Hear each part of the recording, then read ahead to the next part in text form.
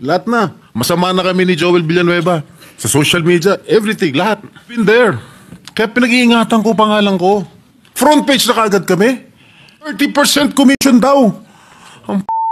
I'm sorry. Strike that from direct. Noong Agosto 11, isang kinatawan ng WJ Construction ang dumalaw sa Senado at dala umano ang pera na iniulat na kickback. Ayon sa impormasyon, 30% ng bahagi ng kontrata ng kumpanya ay ibinibigay umano kay Senador Jinggoy Estrada.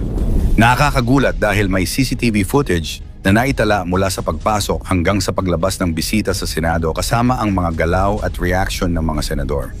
Sa simpleng video na ito, makikita kung paano nangyari ang transaction sa loob. Ngunit ang tanong, sa dami ng naitalang kilos at galaw, makikita ba talaga kung may illegal na nangyari at sino ang totoong kasangkot? Ang Blue Ribbon Committee, pinamunuan ni Chairman Panfilo Lacson, ang humawak ng investigasyon, nagsuri ng footage. Isa sa mga pangalan na lumabas ay si Mina, kinatawan ng kumpanya, na plano ring ipatawag upang linawin kung saang silid siya pumasok at ano ang nangyari habang nasa loob ng Senado. Sa footage, makikita rin ang iba't ibang reaksyon ng mga senador. May ilan na kalmado, may ilan na tila nag-aalinlangan o nagmamadali. Sa kanilang body language, lumilitaw na may tensyon at posibleng may itinatagong impormasyon. Ayon sa dating Bulacan District Engineer Bryce Hernandez, ang kickback ay konektado sa isang proyekto ng kumpanya. Ipinapakita nito na hindi lang ito simpleng pangyayari sa politika, kundi may direktang epekto sa pera ng bayan. Habang nag-iimbestiga, makikita kung paano tumutugon ang mga opisyal. May nagbibigay ng paliwanag, may nananatiling tahimik, at may nagtuturo sa isa't isa. Ang CCTV footage ay nagiging mahalagang ebidensya dahil malinaw nitong naitatala ang eksaktong oras at galaw ng bisita.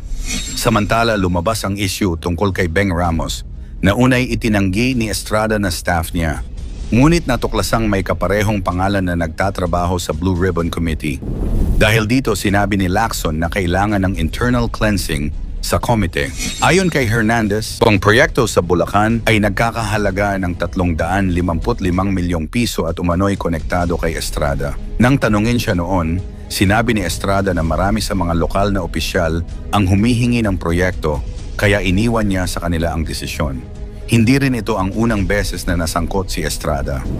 Noong Abril 2000, nakulong siya kasama ang kanyang ama, ngunit nakalaya at nakabalik sa politika. Noong 23, muli siyang nadawit sa pork barrel scam ni Janet Napoles, kung saan umano'y may mga peking proyekto at milyon-milyong pondong nawaldas. Noong 2016, nakapagpiyansa si Estrada at muling tumakbo sa eleksyon noong 22, kung saan nanalo ulit. Taong 2024 naman ang basurahin ng Sandigan Bayan ang isang kaso, ngunit napatunayang guilty siya sa direct at indirect bribery. Sa kabila ng lahat ng ito, paulit-ulit niyang idine-deny ang mga alegasyon. Sa isang panayam, iginiit pa niya, kahit mamatay ako o ang pamilya ko, wala akong natanggap na kickback sa mga flood control projects. Ngunit sa halip na linawin ang issue, mas marami itong binuksang tanong. Gaano kayaman si Senator Jinggoy Estrada? Si Senator Jinggoy Estrada, anak ni dating Pangulong Joseph Erap Estrada, ay matagal nang nasa politika at showbiz. Sa kabila ng kanyang matibay na pangalan at koneksyon, hindi rin nawala ang mga isyu ng kayamanan at kontrobersya sa kanyang buhay. Sa kanyang mga salin, makikita ang patuloy na pag-angat ng kanyang yaman. Noong 2007, iniulat niyang nasa 3 milyong pesos ang kanyang net worth. Ngunit pagdating ng 2012 hanggang 2013 ay bigla itong tumaas, kaya't kabilang siya sa mga pinakamayamang senador. Kabilang sa kanyang ari-arian ang mga condominium, bahay at lupa sa Corinthian Hills at Wakwak, mga lote sa San Juan at Lipa City at iba't ibang investments.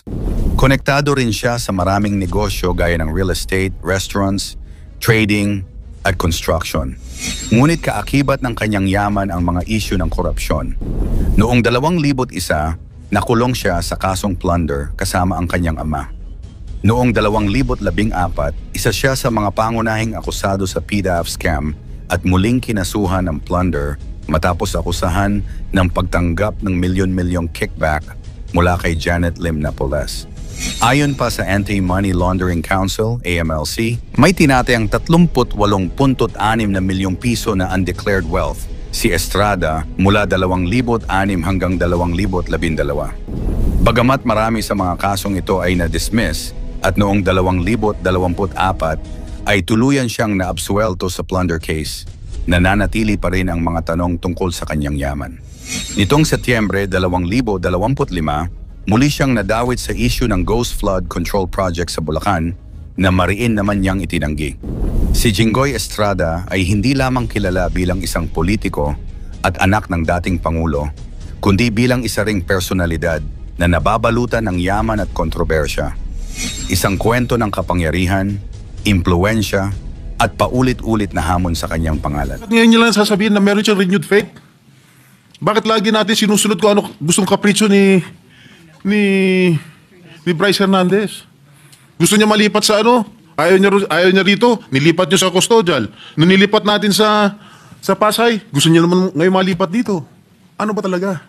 Why are we giving so much importance or credence to this person who is a liar, who is the number one suspect of this corruption, what is happening in our country today?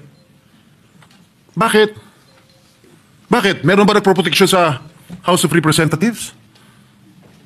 Bakit nung nag-hearing ng Blue Ribbon Committee po, nung si Congressman Marcoleta pang chairman ng Blue Ribbon, nagbanggit si Diskaya, ilang congressman ang involved sa korupsyon? Pagdating nung kinabukasan, hindi na front page, hindi masyadong pinag-usapan. Nung si Bryce Hernandez na, nagbanggit ng 2 senador, front page na kaagad kami. Kahit hindi totoo yung sinasabi niya. Na walang basihan. 30% commission daw. I'm sorry, strike out from the record. Which one?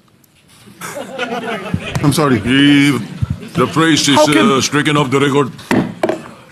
How can I demand 30%? What is his basis, Mr. President? Pagkatapos niyan, wala na, kumalat na. Front page na sa lahat ng mga newspaper of general circulation. Lahat na. Masama na kami ni Joel Villanueva. Sa social media, everything, lahat. I've been there. Kaya pinag-iingatan ko pangalan ko. Why should I do such a thing, Mr. President? Why? I will never do such thing, Mr. President. Porket ba I'm actively participating in the Blue Ribbon Committee? Porket ba matapang ako magtanong? Ako na kaagad ang target nila? Bakit? I'm just doing my job as your senator. I have an oath to defend. I want to get all the bad crooks here in the government. That is my duty as your senator, Mr. President. Mr. President, sobra-sobra na. Lahat po, kami apektado na. Even the Senate, as an institution, is also affected by the testimony of one habitual liar. Bakit paniniwalaan natin siya? Bakit yung mga, yung sinigaw ng mga congressman? Bakit? Bakit hindi natin imbestigahan? Bakit yung mga senador hindi imbestigahan? Ako, I'm open to any investigation. In fact, Mr. President, ngayon pa lang, kahit hindi pa nagko-comment sa Blue Ribbon Committee ni Senator Lacson, ngayon pa lang, I'm willing to sign any waiver to open my bank accounts. And that I'll put that on record. I don't know with Senator Joel, maybe will also conform with my idea.